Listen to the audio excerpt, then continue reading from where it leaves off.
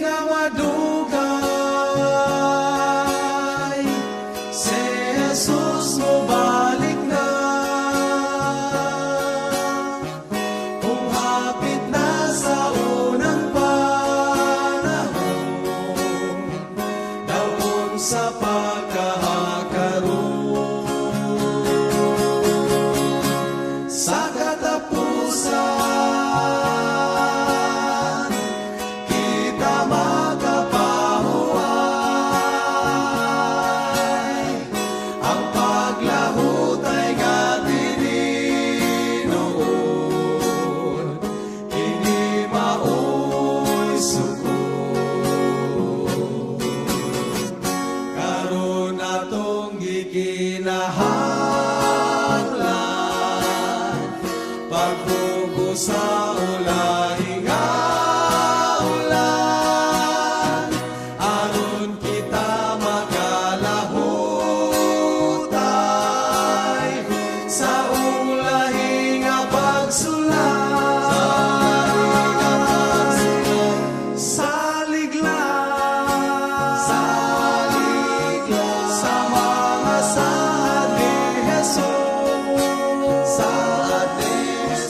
ang adunahan ug ang kabus, hatagan sa ilang balos.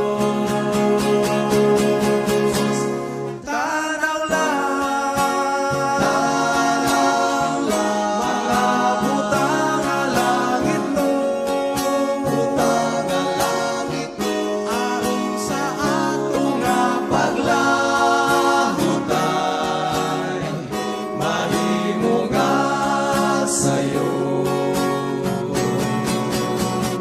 Karon atong gikinahanglan, pagkubo sa ulahing ulan, aron kita makalahutay sa ulahing pagsulat. Salig lang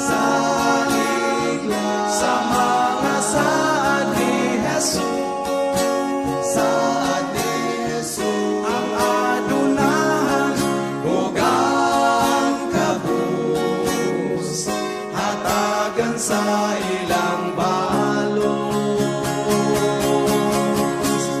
Tanaw lang, mga butang nga langit no, aron sa ato nga paglahutay, mahimo nga sayo. Aron sa ato nga paglahutay, mahimo